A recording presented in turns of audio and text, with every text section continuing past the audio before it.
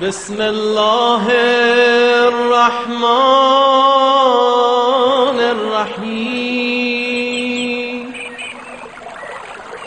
اللهم كن لوليك الحجة ابن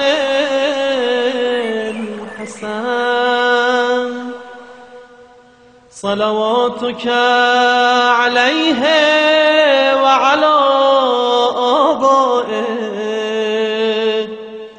في هذه الساعة وفي كل ساعة وليا وحافظا وقائدا وناصرا ودليلا وعينا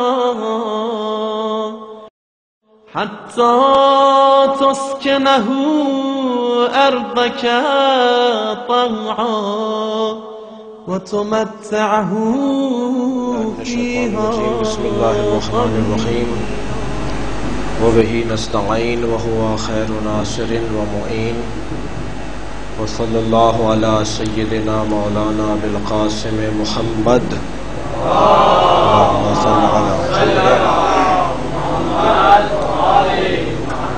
وآله الطيبين الطاهرين المعصومين ولعنة الله على أعدائهم أجمعين من يوم عداوتهم إلى قيام يوم الدين. أما بعد قال أمير المؤمنين علي بن أبي طالب عليه السلام صبروا أياما قصيرة عاقبتهم راحة طويلة تجارة مربحة يسرها لهم ربهم.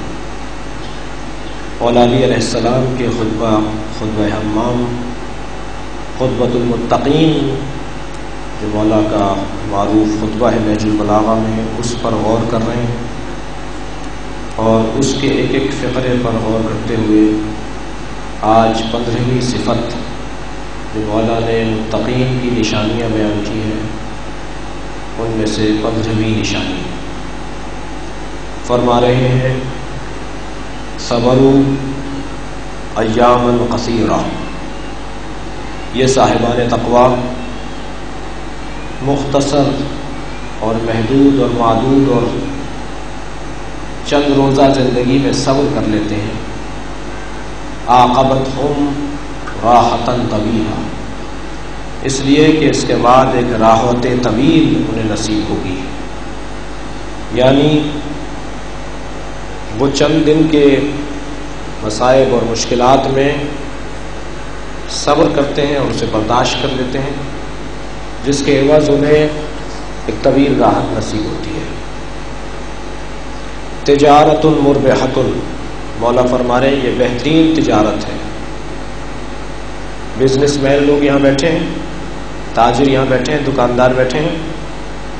مولا تاجروں کو تجارت سکھا رہے ہیں، فرما رہے ہیں تجارت مربحہ، بہترین ربح والی فائدے مند تجارت ہے. ایام قصیرہ میں صبر کر لو. چند روزہ زندگی ہے، کوئی بھی نہیں کہہ سکتا میں 70 سال زندہ رہوں گا. ہر آدمی ویسے بھی حادثات اور واقعات کو دیکھنے کے بعد تو بار بار ذہن میں آتا ہے کہ کیا معلوم ہمارے ساتھ کل کیا ہونے والا ہے اور ہماری زندگی کب ختم ہو جائے. اس لیے مختصر زندگی ہے. ایام قصیرہ مولا فرما رہے ہیں مختصر ایام، ان میں جو صبر کر لیتا ہے، برداشت کر لیتا ہے، بدلہ نہیں لیتا، تحمل کرتا ہے، درگزر کرتا ہے، اسے راحت طویل نصیب ہوتی ہے. اور یہ معاملہ چھوڑ رہا ہوں، وہ سمجھ رہا ہے بزدل ہے، وہ سمجھ رہا ہے نااہل ہے، کچھ ہوتا تو کرتا، اس کے بس کی بات نہیں تھی مجھ سے بدلہ لینا، یہ کیا کر لے گا میرا. جبکہ وہ ہنس رہا ہے اس کے اوپر کہ یہ وجہ نہیں ہے کہ میں کچھ کر نہیں سکتا، میں بہت کچھ کر سکتا ہوں. مگر میرے مولا نے صفت بتائی ہے متقین کی، یہ ہے کہ وہ صبر کر جاتے ہیں. اور یہ بہترین تجارت ہے، تجارت مربحہ ہے. یسرھا لہم ربہم، جو ان کے رب نے ان کے لیے آمادہ کر کے دی ہے، تیار کر کے دی ہے، ایک تجارت بنا کر دی ہے، ایک معاملہ ماحول تجارت کا بنا کے دیا ہے اللہ نے۔ لہذا دیکھیے زیادہ تر پریشانیاں اٹھانے والے متقی ہوتے ہیں، آسائش میں آرام میں رہنے والے آپ کو غیر متقی زیادہ ملیں گے، متقیوں میں زیادہ پریشانیوں میں رہنے والے ملیں گے۔ صاحبان تقوی لوگ زیادہ تر پریشان رہتے ہیں، مگر ناکام لوگ نہیں ہیں۔ ممکن ہے کوئی یہ تصور کرے صاحب ناکام لوگ ہیں، انہیں ہر ایک آدمی نقصان پہنچا دیتا ہے، طاقت توانائی رکھتے ہیں، بدلہ لینے کی اہلیت رکھتے ہیں، جواب دینا جانتے ہیں، مگر اسے درگزر کر جاتے ہیں، اس لیے کہ ان کے پیش نظر ایک راحت طویل ہوتی ہے۔ مولا نے فرمایا تھا یہ جو امیر شام کر رہا ہے لولا الدین، نہج البلاغہ، اسی نہج البلاغہ میں فرماتے ہیں لولا الدین والتقیٰ، اگر دین اور تقوی نہیں ہوتا تو لکنت ادھى العرب، میں اس سے زیادہ چالیں جانتا ہوں، میں یہ امیر شام سے زیادہ چال بازی جانتا ہوں، چال جانتا ہوں، معاف کیجیے گا چال بازی کا لفظ اچھا نہیں، چالیں جانتا ہوں، طریقے جانتا ہوں، رستے جانتا ہوں، کسی کو شکست دینے کے لیے، کسی کو الجھانے کے لیے اس سے زیادہ مجھے رستے آتے ہیں، مگر لولا الدین والتقیٰ، دین اور تقوی اجازت نہیں دیتا۔ یہاں بھی یہی فرما رہے ہیں کہ صاحبان تقوی کی ایک علامت یہ ہے کہ صبروا ایاما قصیرا، یہ چند دنوں کی زندگی میں صبر کر جاتے ہیں تاکہ ایک راحت طویل انہیں نصیب ہو۔ یہاں بہت ساری گفتگو ہونی ہے، مولا کا فقرہ نسبتاً بعض فقرے مولا کے مختصر ہیں، جیسے کل والا جو حضرت کا فقرہ تھا، حضرت کا فرمان تھا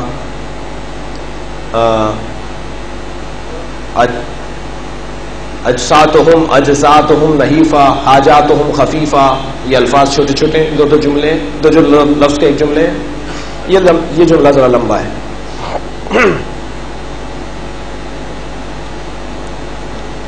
پہلے تو صبر کی تعریف ہونی چاہیے، صبر کسے کہتے ہیں؟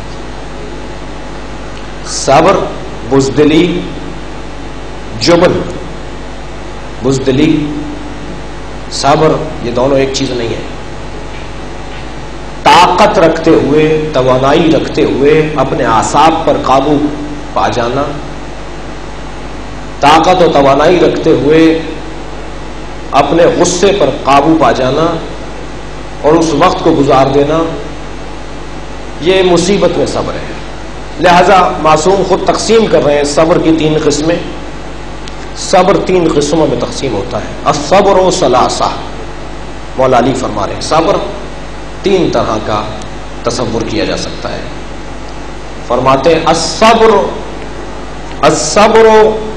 علی المعصیہ، الصبر عن المصیبہ، الصبر عن الطاعہ۔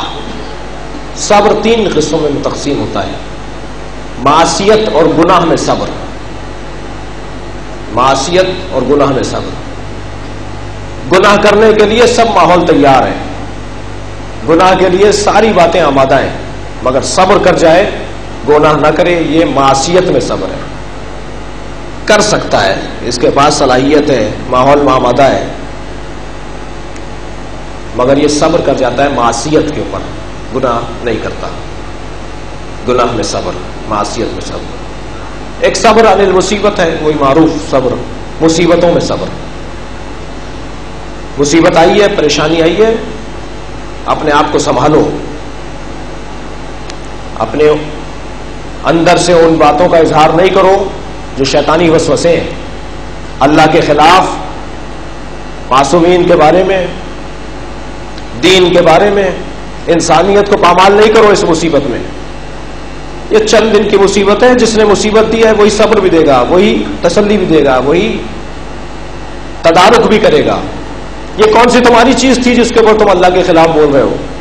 یہ بچہ جو تمہارا چھن گیا تم سے، یہ تمہیں کس نے دیا تھا؟ اسی اللہ نے دیا تھا۔ تمہارے 4 بچے، اگر ایک بچہ مر گیا تو تم 3 بچوں کو نظر انداز کر کے ایک بچے کی خاطر اللہ سے ہول فول بول رہے ہو؟ صبر کرو، اپنے آپ کو خراب مت کرو، برداشت کرو۔ مصیبت میں ایسے الفاظ نہیں بولے جائیں جو الفاظ شایان شان پروردگار نہ ہو۔ مصیبت میں صبر کرنا، اس کا مطلب یہ بھی نہیں ہے کہ گریہ نہ کیا جائے، آنسو نہ نکالے جائیں، نہ رویا جائے، کہ صبر کرو، رو نہیں۔ رونا انسانی تقاضا ہے، رونا انسانی درد اور احساس کی علامت ہے، یہ ایک علیحدہ گفتگو ہے. اور ایک صبر ہے، وہ ہے اطاعت پر صبر. الصبر علی الطاعہ، اطاعت پر صبر. سردی کے نماز شب، فجر کی نماز، شدید سردی ہے، گیس بھی گیا ہوا ہے، گیزر چل نہیں رہا، ٹھنڈے پانی سے وضو کرنا ہے اور نماز پڑھنی ہے. سردی کی نمازیں، گرمی کے روزے، اطاعت پر صبر. اللہ نے حکم دیا، کیا کروں، مجبور ہوں. اس کے آگے حاضر ہوں، اس نے جو کہا ہے اسے کرنا پڑے گا. یہ اطاعت پر صبر. دل تو نہیں مان رہا، نفس تو نہیں مان رہا، مگر اس میں صبر کرنا ہے، اس پہ باقی رہنا ہے. یہ صبر کی 3 قسمیں کی ہیں. یہ تو پہلا حصہ مولا کا کہ صبرن ایامن قصیرا عاقبتہم راحتن طویلا. یہ ایام قصیرہ میں صبر کر جاتے ہیں، برداشت کر جاتے ہیں. چند دنوں کی زندگی ہے تاکہ انہیں آگے جا کے راحت نصیب ہو. دوسرا فقرہ، یہ جملہ بھی مکمل تھا لیکن مولا نے اس نظریے کی تقویت کے لیے ایک جملہ اور ارشاد فرمایا اسی 15ویں صفت میں. تجارت مربحۃ، بہترین تجارت ہے. یسرھا لہم ربہم، جن کے رب نے ان کے لیے بنائی ہے. یہ بازار اللہ نے لگوایا ہے، یہ اللہ نہیں لگایا بازار. ہمارے مزاج کو سردی سے بچنا اور گرمی سے محفوظ رہنے کے بارے میں مزاج بنایا، ساتھ میں کہا نماز پڑھو سردی میں، ساتھ میں کہا روزے رکھو گرمی میں. یہ اللہ نے ماحول بنایا ہے. ہمارا نفس کہتا ہے کہ لذت حاصل کرو، اللہ کہہ رہا ہے لذت تیار ہے، مگر کیونکہ لذت یہ حلال نہیں ہے اس لیے اس سے ہاتھ اٹھا لو، یہ معصیت ہے. نفس اس کی طرف رغبت کر رہا ہے. اللہ نہیں بنایا ہے ماحول، اللہ نے نفس دیا ہے اور پھر روک بھی رہا ہے خود ہی. تو یہ ماحول، یہ بازار اللہ نے لگایا ہے، یہ بازار اللہ نے بنایا ہے. تجارت مربحۃ یسرھا لہم ربہم. قرآن مجید نے بھی ہماری یہ جو معمول زندگی ہے، زندگی کے معمولات ہیں، یہ عبادتیں، یہ جہاد، یہ امر بالمعروف، یہ اللہ کی بندگی، یہ اللہ کی راہ میں اپنے آپ کو پیش رکھنا، اس کیفیت کو قرآن مجید نے بھی تجارت سے تعبیر کیا ہے. وَمِنَ النَّاسِ مَن يَشْرِي نَفْسَهُ ابْتِغَاءَ مَرْضَاتِ اللَّهِ. لوگوں میں سے کچھ لوگ ہیں جو اپنے نفس کو بیچ دیتے ہیں. شراء، بیع، شراء، تجارت، لین دین. لوگوں میں سے کچھ لوگ ہیں جو اپنے نفس کو بیچ دیتے ہیں ابتغاء مرضات اللہ، بدلہ ان کو ملتا ہے مرضات اللہ کی صورت میں، بدلے میں، مرضات اللہ کے بدلے میں اپنے نفس کو بیچ دیتے ہیں. اسی طرح شہداء کے بارے میں بھی ہے، ان اللہ اشتری من المؤمنین انفسهم واموالهم بان لهم الجنہ. اللہ مومنین سے ان کے مال اور ان کی جان کو خریدتا ہے. وہی بیچنے اور خریدنے والی بات، کاروبار والی اصطلاح، تجارت کی اصطلاح. اسی تجارت کی اصطلاح میں ہی مولا علی علیہ السلام کے اس قول میں بھی تجارت مربحۃ، بہترین تجارت. اس ایام قصیرہ میں صبر کو بہترین تجارت مولا قرار دے رہے ہیں. یہ دنیا جو ہے یہ ہے ایک بازار. سچی بات تو یہ ہے، یہ پوری دنیا جب سے ہم پیدا ہوئے ہیں اور جب تک ہم رہیں گے یہ ایک بازار میں رہ رہے ہیں. قدم قدم پر خریدنے والا ہے، قدم قدم پر بیچنے والا ہے. حتیٰ اگر ہم 4 بہن بھائی ماں باپ کے ساتھ 4-6 افراد گھر میں رہ رہے ہیں تو وہاں بھی خرید و فروخت چل رہی ہے. آفس پہنچ رہے ہیں وہاں بھی خرید و فروخت ہے. بازار میں دکان پہ بیٹھے ہیں وہاں تو ویسے ہی خرید و فروخت ہے.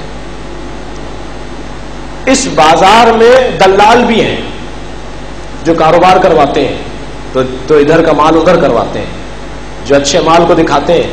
بعض بازاروں میں برے دلال بھی ہوتے ہیں جو صرف اور صرف لوٹنا جانتے ہیں. معاف کیجیے گا یہ لفظ کیونکہ بازار کی اصطلاح کا لفظ ہے اس لیے میں ممبر سے ادا کر رہا ہوں. یہاں پر کیا بولتے ہیں آپ لوگ؟ دلال کو اور کیا بولا جاتا ہے؟ ایجنٹ بولا جاتا ہے اور بروکر. اس والے بازار میں بھی جو ہماری زندگی کا بازار ہے اس میں بھی بروکر ہے. اب کوئی اور لفظ ہے؟ ایجنٹ بھی اچھا نہیں ہے اگرچہ ایجنٹ ہے وہ. اب یہ تینوں لفظ دیکھیں کتنے برے ہو گئے. ایجنٹ کا لفظ بھی برا ہو, بروکر کا لفظ بھی شاید بہت اچھا نہیں ہے. یہی بہتر ہے کیونکہ میں جن کے لیے استعمال کرنے جا رہا ہوں وہ بہت بڑے لوگ ہیں. اسٹیٹ ایجنٹ, اسٹیٹ ایجنسیاں یا بازار میں جو خاص دکانیں ہوتی ہیں کاروبار ادھر سے ادھر کروانے والے بروکروں کی, اللہ نے بھی ہماری زندگی میں اس طرح کی چیز کو رکھا ہے. اب یہ لفظ کیونکہ اچھے نہیں ہیں اس لیے میں وہاں نہیں دوہرا رہا. وہاں اللہ نے نبیوں کو رکھا ہے. کیا کام ہے نبیوں کا؟ وہاں اللہ نے اماموں کو رکھا ہے اسی کام کے لیے تاکہ ہمیں کہیں یہ سودا مت کرو, یہ تمہارے نقصان میں, یہ چیز لے لو یہ تمہارے فائدے میں. کون آتا ہے بیچ میں بتانے کے لیے کہ یہ لے لو اور یہ نہیں لو اور وہ اتنے میں ملنی چاہیے, زیادہ قیمت لے رہا ہے اس کو کم میں خریدو, اس کو یہ زیادہ کم قیمت تم دے رہے ہو اس کو زیادہ قیمت دو. کوئی بیچ میں ہوتا ہے نا ہمارے بازار میں بھی. اللہ نے بھی ہماری زندگی میں ایک بیچ میں ایک وجود کو رکھا ہے جسے نبی اور امام کہا جاتا ہے. ان کا کام کیا ہے؟ وہ اپنے وعظ کے ذریعے, یہ خطبہ متقین جو مولا کا بیان کر رہا ہوں یہ کیا کر رہے ہیں مولا؟ پورا نہج البلاغہ اٹھا کر دیکھیں مولا کے خطوط اور خطبات کیا ہیں, ہمیں ہوشیار کر رہے ہیں. یہ چیز لینے کی نہیں ہے, وہ چیز لینے کی ہے. کم پیسے مت دینا. بعض اوقات ہم کم پیسوں میں چیز لے رہے ہوتے ہیں جبکہ اس کی قیمت زیادہ ہوتی ہے. ایک شخص کو معلوم ہو گیا کہ 40 دن اگر امام زمانہ کی نماز پڑھوں شب بدھ تو امام ان سے ملیں گے. شب بدھ جو ایاک نعبد و ایاک نستعین والی نماز ہے, 40 دن اس نے وظیفہ کیا, یعنی 40 بدھ شب بدھ, 40 شب بدھ اس نے وظیفہ کیا کہ امام سے ملاقات ہو جائے. مہینوں میں جا کر ختم ہوا. جب وہ 40ویں شب بدھ اس نے مکمل کر لیا تو ابھی نماز ختم کر رہا تھا کہ برابر سے ایک شخص گزرتے ہوئے کہنے لگا کہ اگر امام سے ملنا ہے تو کل فلاں بازار میں تالا بیچنے والے کی دکان پہ آ جانا. فلاں جو تالا بیچتا ہے, تالوں کی دکان ہے جس کی, اس کی دکان پہ آ جانا. مڑ کے دیکھا کون تھا, وہ آدمی نظر ہی نہیں آیا, مگر پیغام پہنچ گیا کہ فلاں تالا بیچنے والے کی دکان پر امام ملیں گے کل. توجہ میری طرف ہے. پہنچ گئے دوسرے دن اسی تالا بیچنے والے کی دکان پر. تالا بیچنے والا تالے بیچ رہا ہے, کرسی پر ایک نورانی شخصیت کھڑی ہے. انہیں سامنے سے آتے ہوئے اس دکاندار نے جب دیکھا تو یہ تو جانتے ہیں نا کہ خریدار ہمارا ہے.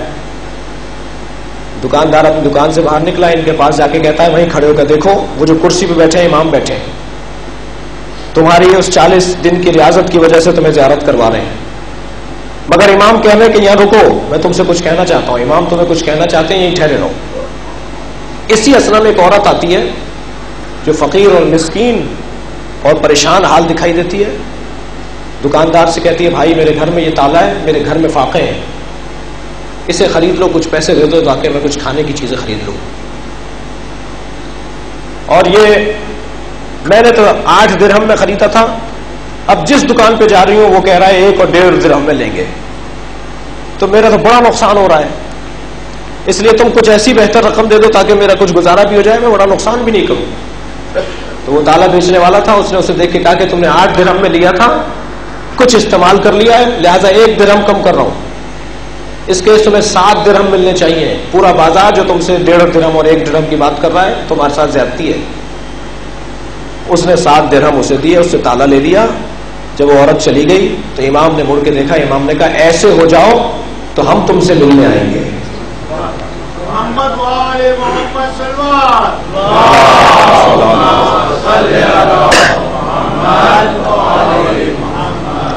معاف کیجیے گا, ہمارا معاشرہ تو یہ ہے کہ بس پھنسائے کسی طرح, اس کو جس طرح جتنا لوٹ سکتے ہیں لوٹ لیا جائے, مجبور ہے. لیکن نہیں, حق یہ ہے کہ اس کا یہ حق بنتا ہے اسے دیا جائے, چاہے وہ اس سے کم میں بھی راضی ہو جائے گی.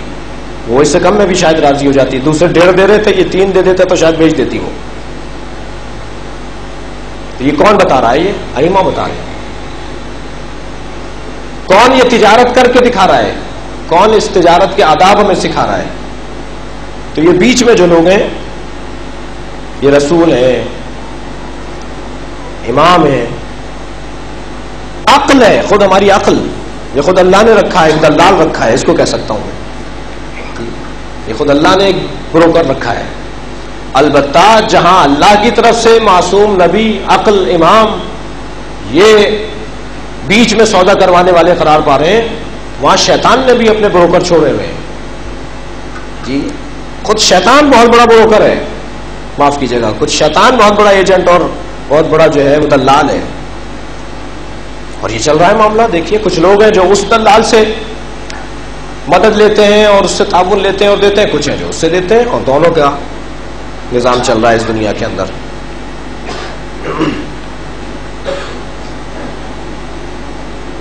ایک صلوات بھیجے محمد والے۔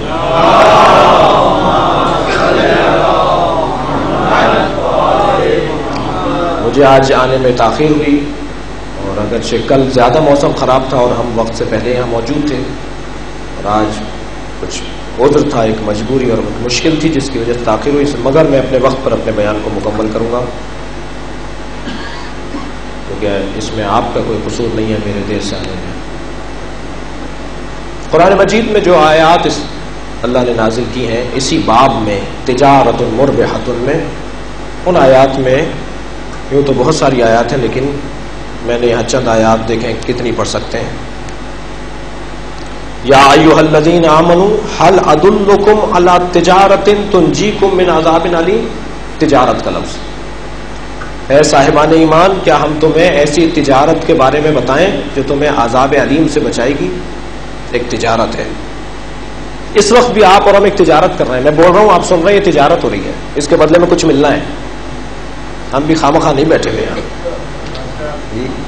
خامخواہ نہیں بول رہے ہیں، ہم بھی ایک تجارت میں مصروف ہیں، اس کے بدلے میں ثواب ملنا ہے، اس کے بدلے میں عذاب کی کمی ہونی ہے، اس کے بدلے میں اچھے انسانیت میں اضافہ ہونا ہے، اس کے بدلے میں بہت کچھ ملنا ہے، ایک طویل فہرست ہے جو اس کے بدلے میں ملنی ہے۔ محمد وآل محمد صلوات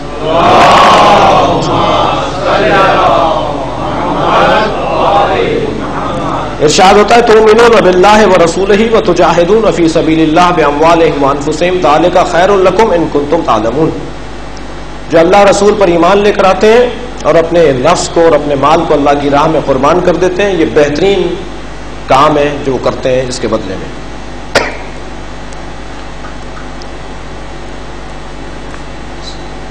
کمال اور عظمت ایک مومن کی یہ ہے کہ اللہ خود معاملہ کرنا چاہتا ہے، اس درجے پر اس کا کی حیثیت اور اس کا مقام ہو جاتا ہے، اس درجے کا مقام ہو جاتا ہے کہ اللہ خود کہتا ہے میں تم سے تجارت کرنا چاہتا ہوں، بیچ میں کوئی اور نہیں ہوگا، مجھ سے بات کرو، میں خریدوں گا، کیا لائے ہو؟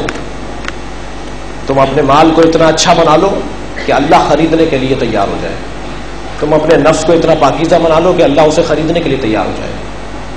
خاص طور پر شہادت کا درجہ ہر ایک کو نصیب نہیں ہوتا، اس لیے کہ شہادت ریاضت مانگتی ہے، جب نفس اس قابل ہو جاتا ہے کہ پروردگار عالم اسے خریدنے کے لیے تیار ہو جائے۔ البتہ پاکستان میں جو ٹارگٹ کلنگ ہو رہی ہے، کراچی میں جو لوگ مارے جا رہے ہیں، زیادہ تر شبہ شہادت ہے، وہ شہادت سے مشابہ کوئی چیز ہے، شہادت نہیں ہے، زیادہ تر کی بات کر رہا ہوں میں۔ خدا نخواستہ متاثر خاندان مجھ سے ناراض نہ ہو، پتہ ہی نہیں ہوتا اسے کیوں مار دیا گیا، بیچارے کو مارنے کسی اور کو آئے تھے، اس جیسی شکل لگ رہی تھی، اس کو بھی مار دیا۔ مارنے آئے تھے کہ صاحب یہ ڈاکٹر صاحب ان کا نام فلاں ہے، تو وہ سمجھ رہے تھے یہ فلاں بیٹھے ہیں، وہ مار کے چلے گئے، بعد میں معلوم ہوا کہ نہیں، ان کو نہیں مارنا تھا، ان کو مارنا تھا۔ مارنے کسی اور کو آئے تھے، 4 اور ان کے ساتھ مر گئے، وہ بھی مر گئے، 4 اور آدمی مر گئے، تو یہ سب برابر تو نہیں ہے، ان کا سب کا ایک درجہ تو نہیں ہے۔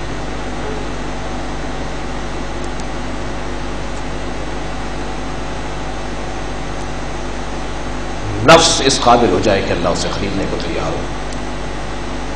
نمازیں قضا ہو رہی ہیں محترم کی موصوف کی، عبادتوں میں کوتاہیاں بھرپور ہیں، کام کے اور معاملات کے بھی بہت اچھے نہیں ہیں، اور ٹارگٹ کلنگ میں شکار ہو گئے اور شہید دوراں کہلائے۔ البتہ جو بہت واضح ہم پر ہیں، میں ان کی بات کر رہا ہوں. جن کا ہمیں معاملہ واضح نہیں ہے ہم ان کے اوپر بات ہی نہیں کر رہے. میں نے کسی کا نام نہیں لیا.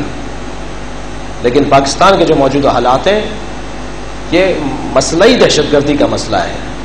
پاکستان کے حالات، مذہبی مسئلہ یہاں پر چند فیصد ہے، انکار نہیں کروں گا اس کا، چند فیصد ہے. غالب یہاں پر دہشت گردی ہے. لوگوں کو، مارنے والے کو نہیں پتا ہوتا میں کیوں مار رہا ہوں، مرنے والے کو نہیں پتا ہوتا میں کیوں مار رہا ہوں. پیسے کی خاطر 5-5 ہزار روپے پہ مار رہے ہیں لوگوں کو. پکڑے گئے کچھ لوگ تو بول دیتے ہیں کہ صاحب ہماری تو 5,000. اچھا 5,000 ہم سے لے لیتے بھائی، ہمیں بتا دیتے تمہیں 5,000 کے میں مارنا ہے تو ہم تمہیں 10,000 دے دیتے ہیں. وہ کہتے ہیں کہ نہیں یار، مسئلہ 5,000 کا نہیں رہا ہے، ہماری فائلیں ان کے پاس ہیں، ہماری کمزوریاں ان کے پاس ہیں. اگر ہم نے 5,000 کے چکر میں آپ کو بتا دیا کہ آپ 20,000 میں دے دیں، 5,000 میں آپ کو چھوڑ دیں، ہم نہ مارے، تو بھی ہم مارے جائیں گے، پکڑے جائیں گے، کیونکہ ہماری فائلیں ان کے پاس ہیں. یہ ماحول ہو چکا ہے. خاص طور پہ کراچی میں تو کوئی شہید پلاٹ ہے تو کوئی شہید فلیٹ ہے جی، کوئی شہید سینما ہے تو کوئی شہید شراب ہے. معاف کیجیے گا، غیر معیاری مشروب پی لیتے ہیں، مر جاتے ہیں پاکستان میں. یہاں تو یہ معاملہ ہے. کوئی فلیٹ کے جھگڑے میں مارا گیا، کہہ رہے صاحب شہید ہو گیا. ارے بھائی ان کا جو ہے وہ لینڈ کا مسئلہ تھا، ان کے زمینوں کے جھگڑے چل رہے تھے، پلاٹوں کی لڑائیاں چل رہی تھی، شہید ہو گئے. خاص طور پہ ہمارے یہاں تو یہ معاملہ ہے. لیکن اگر کوئی ریاضت کرے، محنت کرے، اپنے نفس میں قابو رکھتا ہو، اللہ کی بارگاہ میں وہ حاضر ہو کہ میں اپنی ہدف کی خاطر اور ایک مقصد کی خاطر قربانی دینے کو تیار ہوں، اور اپنے اس مقصد کے حصول کے لیے کسی بھی رستے کے پتھر کو اہمیت نہ دیتا ہوں، کسی بھی رکاوٹ کو اہمیت نہ دیتا ہوں، اور پھر مار دیا جائے اللہ کی راہ میں، اس کا بہت بڑا درجہ ہے. یہ بہترین تجارت ہے. میں اپنی بات کو ایک منزل دوں اور آپ سے چند سوال لوں. یہ جو معصوم فرما رہے، مولا علی فرما رہے، یہ تجارت مربحہ ہے، بہترین تجارت ہے. کیوں؟ اس لیے کہ ایام قصیرہ میں انہوں نے صبر کیا ہے اور انہیں راحت ملے گی، راحت طویلہ، ایک طویل راحت انہیں ملے گی. یہ ممکن ہے کہ ہم کام بہت چھوٹا کریں مگر ایسا کام ہو کہ وہ طویل مدت تک ہمیں سکون پہنچاتا رہے. ایسا ممکن ہے. تو دروازہ ہی تو کھولا تھا حضرت مسلم کے لیے، پانی تو لا کر پلایا تھا حضرت مسلم کو. آج تک زندہ ہے یا نہیں؟ آج تک اس بی بی کو احترام کے نام سے، احترام کے عنوان سے یاد کیا جاتا ہے یا نہیں؟ مختصر سا کام، چھوٹا سا کام، مگر اللہ کی خاطر طویل راحت، قیامت تک نام، قیامت تک احترام. مختصر کام ہے. حضرت موسیٰ نے حضرت شعیب کی بیٹیوں کو دیکھا، نہیں پہچانتے تھے کہ کس کی بیٹیاں ہیں. پہنچے ایک جگہ پر، ایک بہت بڑا تالاب ہے، مختلف چرواہے اپنے اپنے جانوروں کو پانی پلا رہے ہیں. مجمع بہت ہے، جانوروں کی کثیر تعداد ہے. 2 گلے ہٹتے ہیں تو 2 گلے آ کر پانی پہ لگ جاتے ہیں. حضرت موسیٰ نے دیکھا 3 لڑکیاں ہیں جو دور اپنے جانوروں کو لیے کھڑی ہیں. یہ مرد اجازت ہی نہیں دے رہے، باقی سب مرد ہیں جو اپنے اپنے جانور لے کر آئے. حضرت موسیٰ ان کے قریب گئے اور کہا کہ آپ کیونکہ خاتون ہیں، خواتین ہیں اور عورتیں ہیں، اس لیے آپ کو وہاں جانے نہیں دیا جا رہا، میں آپ کے جانوروں کو پانی پلاتا ہوں. ان کے جانوروں کو لے آئے حضرت موسیٰ، تالاب پر پانی پلوایا اور واپس ان تک پہنچا اور کہا کہ آپ یہ لے جائیے. ان بچیوں کو، حضرت موسیٰ کی دختران کو، ان کا اخلاق اچھا لگا. فرمایا کہ ہم اپنے بابا سے آپ کو ملوانا چاہتے ہیں، ہمارے ساتھ چلیے. کون ہے، کہاں سے آئے؟ کہاں مسافر ہوں. کہا اگر آپ کا یہ وطن نہیں ہے تو آپ ہمارے ساتھ چلیے، ہم اپنے بابا سے آپ کو ملوانا چاہتے ہیں. تو کیونکہ رستہ انہیں پتا تھا، وہ آگے چل رہی تھی، حضرت موسیٰ پیچھے چل رہے تھے. تو حضرت موسیٰ کو احساس ہوا کہ یہ مرد کی مردانگی نہیں ہے کہ وہ عورتوں کے اندام کو دیکھے. عورتیں جب آگے چلیں گی تو مرد پیچھے چل رہا ہوگا تو لامحالہ عورتوں کے اندام کو، عورتوں کی ہیکل کو جی مرد دیکھے گا. ہمارے ہاں اگر کسی بس کے اندر مرد اور عورت سفر کر رہے ہو تو کہاں بٹھانا چاہیے عورتوں کو؟ یہ قرآن سے قاعدہ مل رہا ہے، قرآن مجید سے اصول مل رہا ہے. بس میں کہاں بٹھائیں عورتوں کو؟ قافلہ جا رہا ہے، پیچھے بٹھائیں. اب خواتین اگر میری آواز سن رہی ہیں اور پرچہ آ جائے کہ صاحب ہم ہمیشہ پیچھے، ہمیشہ مرد آگے رہیں گے، یہ آپ کا احترام ہو رہا ہے، یہ آپ کو کم اور حقیر نہیں سمجھا جا رہا کہ انہیں پیچھے کرو بھائی، مرد آگے آگے رہیں گے۔ ہمیشہ پیچھے کرنا بے احترامی نہیں ہے، کبھی پیچھے کرنا احترام بھی ہوتا ہے۔ ایک سلوات بھیجے محمد والے۔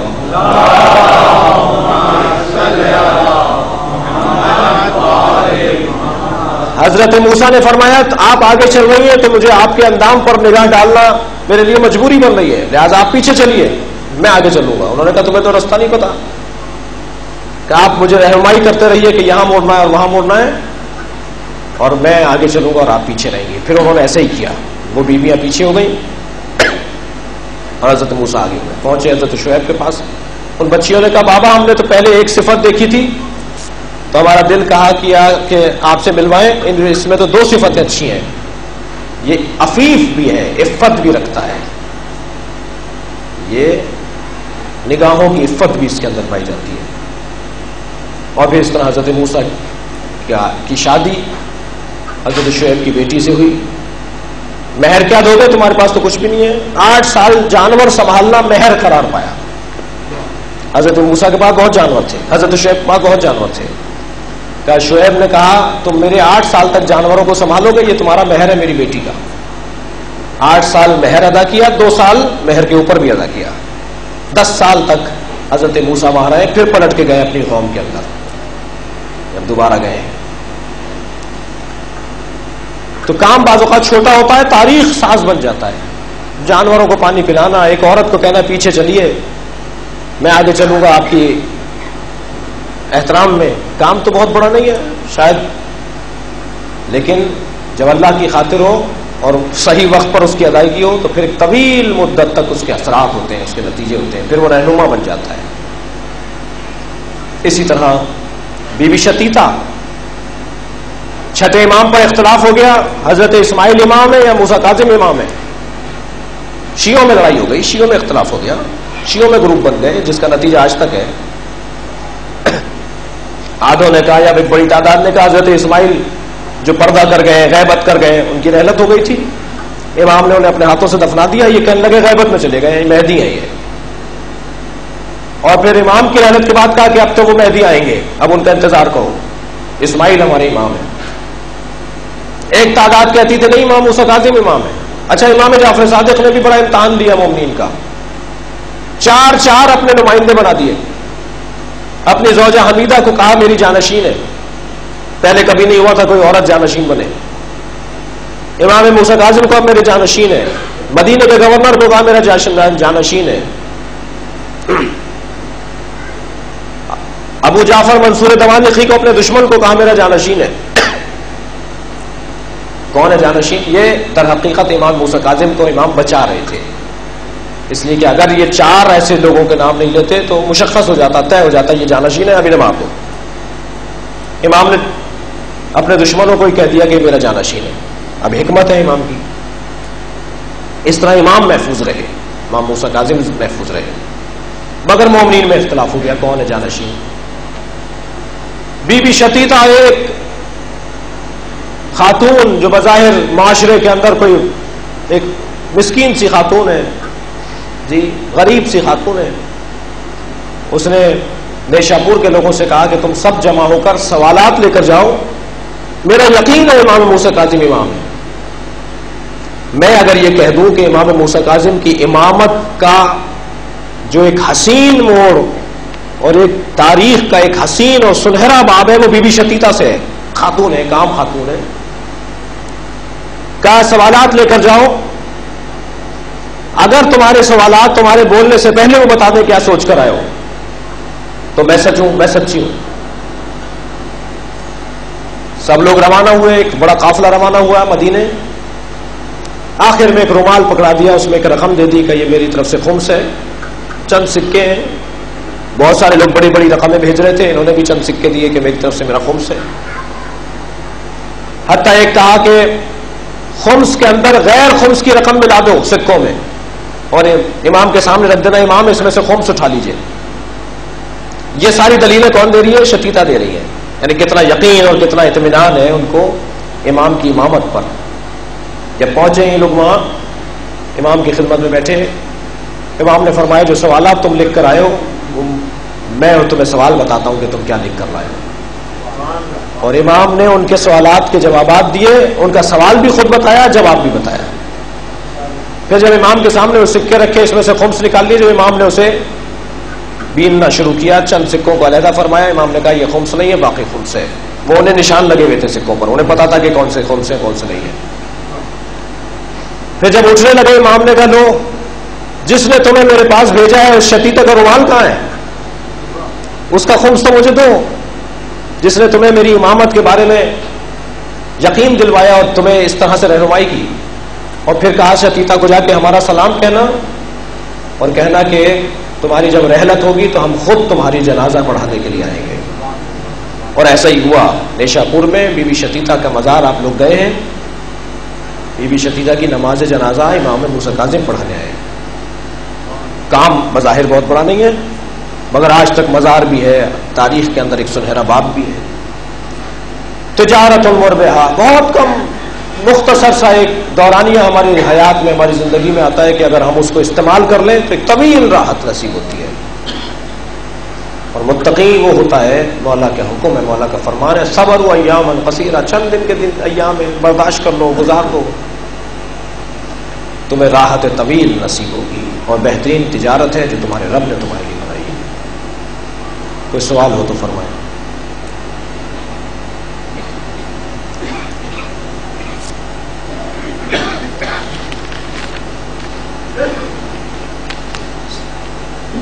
وعلیکم السلام ورحمۃ اللہ. دوسری شادی کی مثال ایک ایسے شخص کی جس کو ایک روٹی کی خواہش ہوتی ہے جسے شکم سیر کر دیتی ہے، جبکہ وہی ایک روٹی دوسرے فرد کے لیے ناکافی ہوتی ہے اور بھوکا بھی رہتا ہے اور دوسری روٹی کی تلاش میں پریشان رہتا ہے.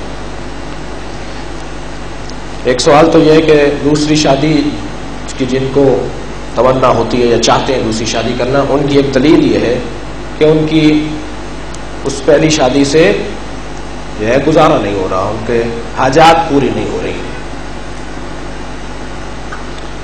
ایک مثال دی ہے اس طرف کے لوگوں نے جو دوسری شادی کرنا چاہتے ہیں. میں پورا پڑھ لوں شاید. ایک عورت کتنے عرصے تک بغیر مرد کی اجازت کے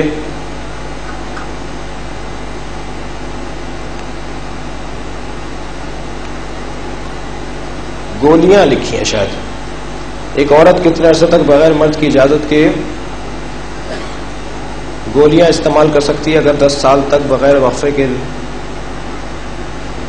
گولیاں استعمال کر سکتی ہے، کیا بغیر 10 سال تک بغیر وقفے کے گولیاں استعمال کر سکتی ہے؟ گولیوں سے مراد شاید اولاد روکنے کا مسئلہ ہے شاید. ایک شخص دولت ہونے کے باوجود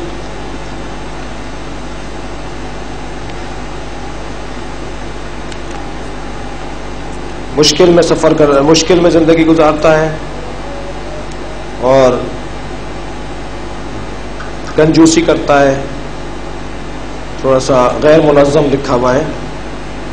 ایک شخص جس کی شادی کو تقریباً 15 سال ہو گئے ہیں، اس کے باوجود اکثر اس کے اوپر نجاست رہتی ہے جبکہ وہ کوئی مرغن غذا بھی نہیں کھاتا. اب دیکھیں بہت سارے سوالات کے جوابات تو میڈیکل سے وابستہ ہیں، ڈاکٹر زیادہ اچھے جواب دے سکے گا. تو لیکن دوسری جو میں تھوڑا بہت اس میں سے سمجھ کے ایک سوال بناتا ہوں وہ یہ کہ دوسری شادی کی ضرورت جسے ہو اور پہلی محترمہ بھی ساتھ نہ دے رہی ہو اور ان کی تمنا بھی یہ ہو کہ یہ دوسری شادی بھی نہ کریں تو یہ زیادتی ہے. یعنی یہ میں جواب دے رہا ہوں کہ پہلی محترمہ تعاون بھی نہ کر رہی ہوں، اور مخصوص تعاون بھی میرا مراد نہیں ہے جی کھانا بھی پکا کے رکھتی ہیں تو ایسے جیسے زہر مار کر لو، کھا لو، ٹھوس لو، مر جاؤ تم، جی اس انداز سے دیتی ہوں، اور دوسری شادی پر بھی جنگ کے لیے تیار ہو. تو ایسے میں مرد کو کیا کرنا چاہیے؟ یقیناً حد ہے کہ جناب اس سے بڑی دلیل نہیں ہوگی اس وقت میرے پاس کہ جب جناب سیدہ کی شہادت ہو رہی تھی تو آپ نے مولا سے فرمایا یا علی میری وصیتوں میں ایک وصیت ہے کہ فوراً شادی کیجیے گا. اور اس کی دلیل کیا دی ہے بی بی نے؟ لا بد للرجال النساء، مرد کے لیے عورت ضروری ہے، بغیر عورت کی زندگی نہیں گزاریے گا.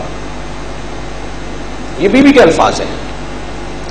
تو اگر کوئی عورت ہو اور وہ اپنی ذمہ داریوں کو ادا نہ کر رہی ہو تو اس شوہر کو حق ہونا چاہیے کہ وہ اپنی زندگی کو بہتر گزارنے کے لیے اہتمام کرے. البتہ ہمارا ماحول بڑا عجیب ہے، ہمارا ماحول بڑا عجیب ہے. شاید میری اب تک کی گفتگو میں آپ میں سے بہت سارے اس بات کے اوپر قائل ہو کہ ہاں یہ صحیح کہہ رہے ہیں، مگر جب ہمارا ہی کوئی عزیز ایسا کرے گا تو شاید ہم میں سے ہی وہی افراد اس کے خلاف بات کریں گے. دوسری شادی کر لی، 70 سال میں ان کو کیا ضرورت تھی؟ 50 سال اتنے بچے بڑے ہو گئے تھے، اب ان کو کیا ضرورت تھی؟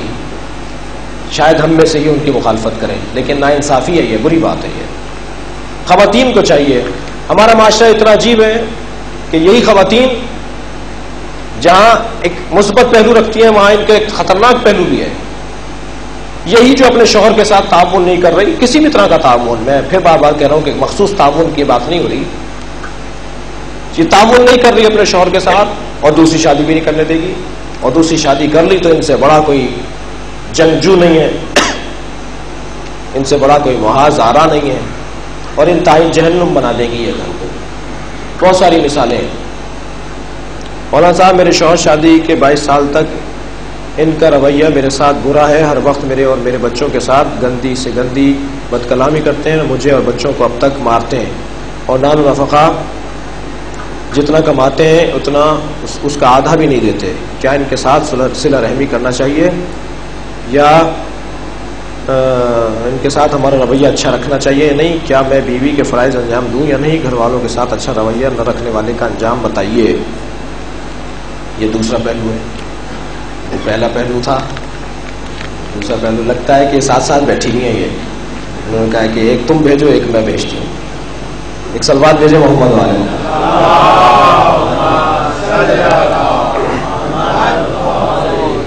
یہ جو پہلو ہے دوسرا والا، یہ بھی بہت خطرناک ہے. انصاف کو ایسا نہیں کرنا چاہیے.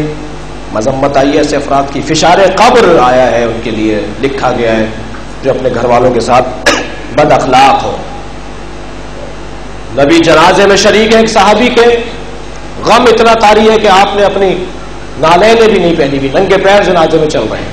لوگوں نے کہا کتنا بڑا انسان ہے کہ نبی ننگے پیر اور برہنہ پا اس کے جنازے میں. حضرت فرمایا ابھی اس کے اوپر فشار خبر ہو رہا ہے. دفنا کے واپس ہو گئے تھے، فرمایا ابھی اس پہ فشار خبر ہو رہا ہے، دعا کرو اس کو اللہ معاف کرے. کہا یا رسول اللہ اتنا عظیم صحابی اور آپ کہہ رہے ہیں اس پہ فشار خبر ہو رہا ہے. فرمانے لگے اپنی بیوی بچوں کے ساتھ بد اخلاق تھا. یہ شوہر گھر میں نہیں آتے، جلات گھر میں آ جاتا ہے، اژدہا گھر میں آ جاتا ہے، سب ڈرنے لگتے ہیں اس سے. ایسا نہیں ہونا چاہیے بھائی. مومن ہو، مسلم ہو، شیعہ ہو، عزادار ہو، امام کے غم میں روتے ہو، ماتم کرتے ہو، یا حسین بولتے ہو یا علی مدد بولتے ہو، پھر عورت پہ ہاتھ اٹھاتے ہو کیسے مرد ہو، پھر بچوں پہ ہاتھ اٹھاتے ہو کیسے شفیق و رفیق ہو. ایسے شخص کے لیے فشار قبر لکھا ہوا ہے. رہ گئی وہ بات کے ساتھ نان نفقہ وہ پورا نہیں دیتے، جتنی ضرورت ہوتی ہے اتنا نہیں دیتے. تو یہ مسئلہ ایسا ہے کہ دو طرفہ سنے بغیر صحیح رائے ہم نہیں دے پائیں گے. ممکن ہے وہ صاحب کہیں کہ نہیں ایسا نہیں ہے، ہاں یہ میرے اندر تو کمزوری ہے کہ میں ہاتھ اٹھا دیتا ہوں، جس پہ آپ نے بتا دیا کہ فشار قبر تیار ہے. لیکن نان و نفقہ کے حوالے سے یہ غلط کہہ رہی ہیں. میں ان کی ضروریات پوری کرتا ہوں، اب ان کی تعیش اور ان کی عیش و آرام ہی ختم ہو کر نہیں دے رہے. جی دوسروں کے گھروں میں ایک سال میں ایک جوڑا بنتا ہے، ان کو ہر مہینے 2 جوڑے چاہیے. کہہ رہے ہیں نان و نفقہ آئی. بھائی نان و نفقہ تھوڑی ہے یہ. دوسروں کے گھر میں 3 دن میں ایک مرتبہ گوشت پکتا ہے، یہ کہتے ہیں روزانہ گوشت پکنا چاہیے. جی نان و نفقہ بول رہی ہیں اس کو یہ کہ نہیں دے رہے ہیں یہ. تو ہو سکتا ہے اس طرح کا کوئی فرق سامنے آئے. لہذا وہ شخص خود دیکھے کہ اپنے بچوں کے جو حقوق اس کی گردن پر ہیں اسے ادا کرنے چاہیے، اور اگر ایسا نہیں کر رہے وہ تو ایک واجب کو ترک کر رہے ہیں، ایک حرام میں مبتلا ہو رہے ہیں. پہلے زمانے میں معجزات ہوتے تھے، لیکن 47 سالہ عمر میں کوئی معجزہ نہیں ہوتے دیکھا، کیونکہ شعور بڑھ گیا ہے. ایک سلوات بھیجے ذرا محمد والے.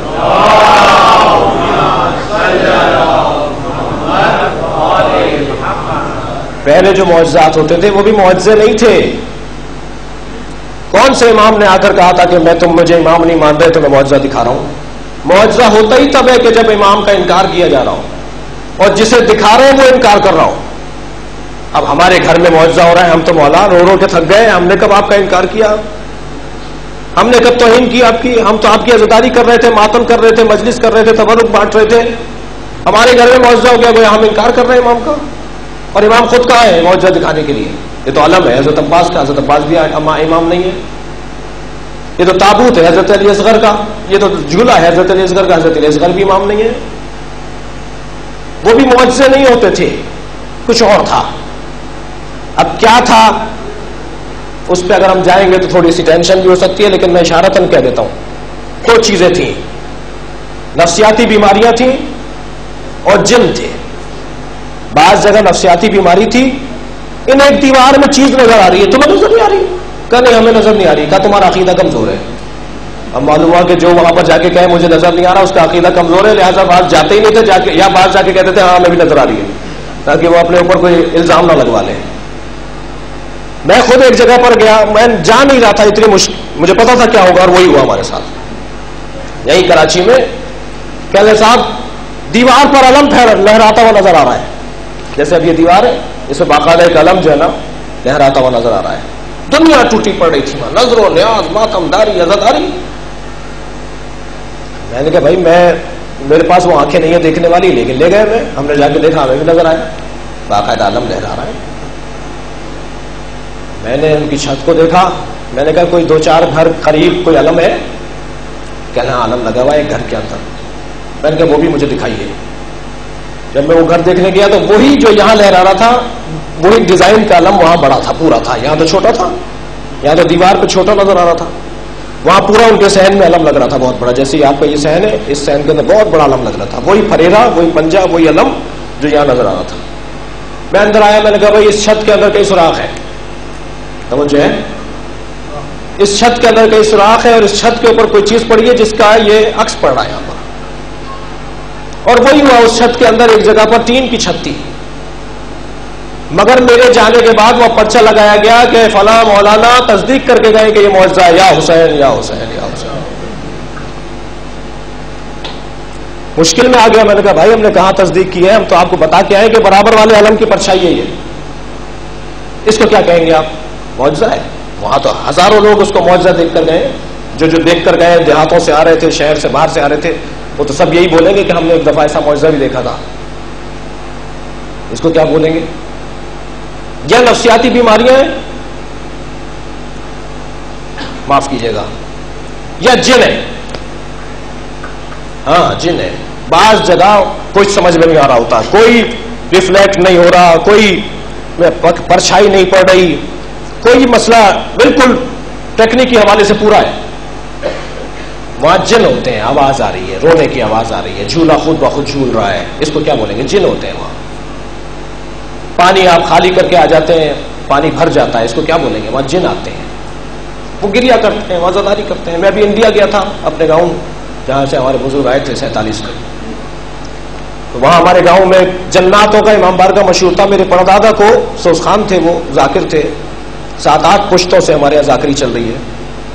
تو میرے پردادا کو جن اٹھا کے لے جاتے تھے, اور وہ اکیلے امام بارگاہ میں بیٹھے ہوئے پڑھ رہے ہوتے تھے, اور انہیں نظر آتے تھے, انہیں گریے کی آواز محسوس ہوتی تھی, پوری آبادی کو نظر نہیں آتے تھے. اب ہم انہیں پاگل کہتے ہیں. وہ اتنی پہاڑی پر اوپر امام بارگاہ بہت اونچا چڑھائی پر جا کے, وہ بڑھاپے میں اتنی تیزی سے اوپر چڑھ جاتے تھے جو سمجھ میں نہیں آ سکتا کہ یہ اتنی تیزی سے اوپر چڑھیں گے, بغیر سہارے کے جو 2 سیڑھیاں نہ چڑھ پائے, وہ اتنی اونچی پہاڑی پر چڑھ جائے, بند تالے امام بارگاہ میں بیٹھ کے مرثیہ پڑھے. تو یہ جن ہوتے ہیں. میرے خیال سے کافی ہے اس کا جواب. قرآن 1-2 آیات کر کے نازل ہوا, صورتوں میں کس طرح ترتیب دیا گیا. نبی مکرم نے اسے ترتیب دیا. قرآن مجید آیات نازل ہوتا رہا, بعض اوقات سورے بھی نازل ہوتا رہا, لیکن نبی مکرم نے اسے ترتیب دیا, اور اسی قرآن کو بنا کر ہمارے حوالے کیا, اور کہا میں تمہارے درمیان 2 چیزیں چھوڑے جا رہا ہوں. ایک قرآن کتاب اللہ, ایک قرآن کتاب اللہ, کتاب کی صورت میں وہ عطرتی اہل بیتی اور اپنے اہل بیت کو چھوڑ جا رہا ہوں. جی کوئی ایک سوال؟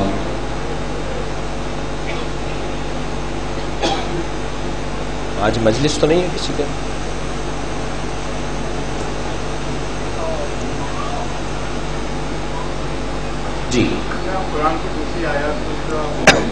دعا کے طور پر پڑھتے ہیں جب بنا آتے ہیں سورہ اللہ کو بطور دعا کے طور پر پڑھ سکتے ہیں. اور سورہ بقرہ کے اندر ایک آیت ہے وَاسْتَعِینُوا بِالصَّبْرِ وَالصَّلَاةِ اور مصیبت کے وقت صبر اور نماز کو سہارا کرو.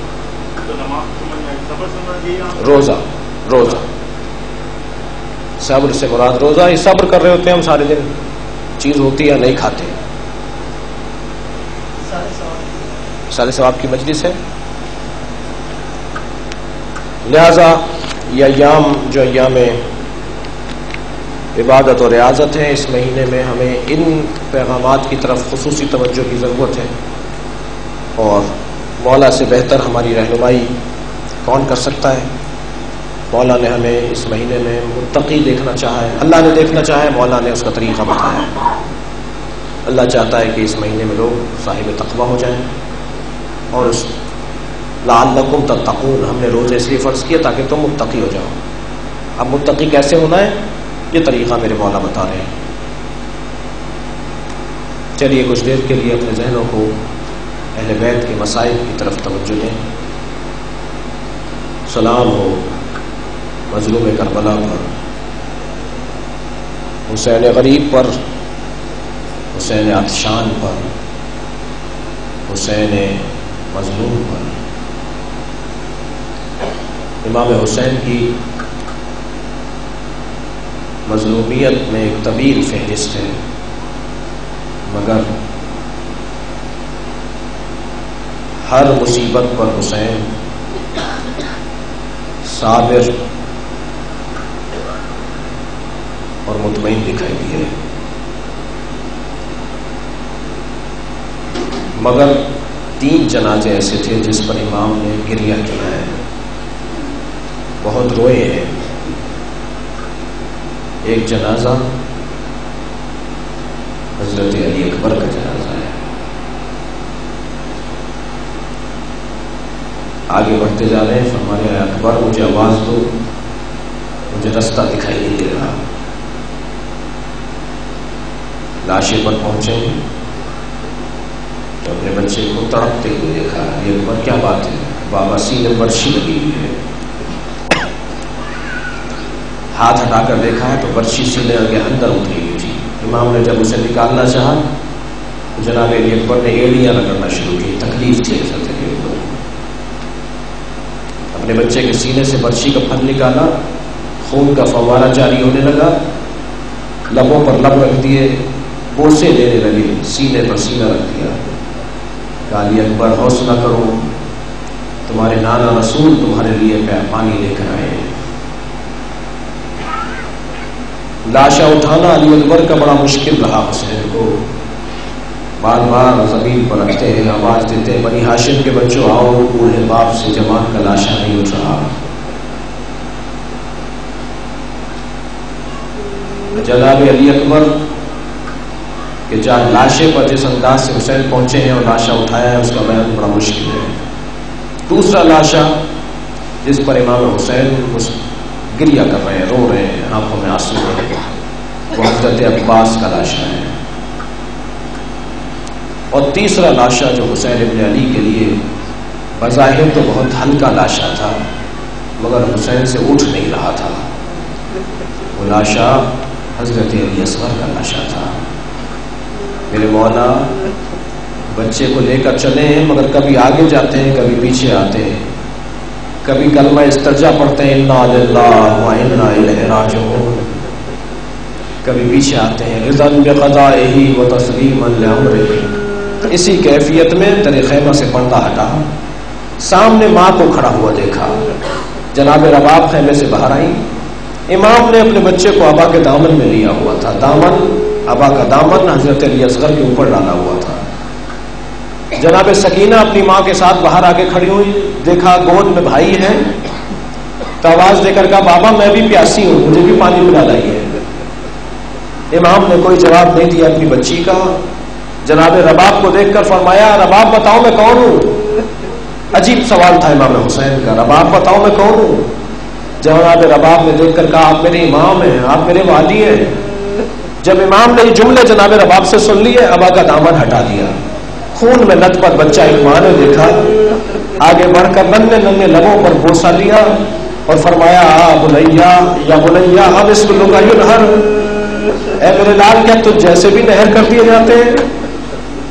جناب امام حسین نے فرمایا رباب یہ چھوٹا سا لاشا ہے، گھوڑوں کی ٹاپیں برداشت نہیں کر پائے گا۔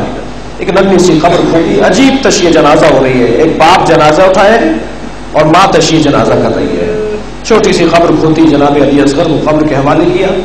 ذرا تصور کیجئے وہ منظر کیسا ہوگا ایک ماں کے لیے کہ جب نیزہ بردار لاشا ڈھونڈ رہے تھے اور ایک نیزہ زمین میں گڑا اور جب باہر نکلا تو ننھا سا لاشا بھی باہر آ گیا، کیا کیفیت رہی ہوگی جناب رباب کی۔ جناب رباب واقعہ کربلا کے بعد مدینے میں رہی، مگر کبھی حسین پر مرثیہ کہتی ہیں، کبھی علی اصغر پر مرثیہ کہتی ہیں۔ ایک دن دھوپ میں بیٹھی ہیں بیوی، اس لیے کہ وعدہ کیا تھا میرے والد جب تک زندہ رہوں گی کبھی سائے میں نہیں بیٹھوں گی۔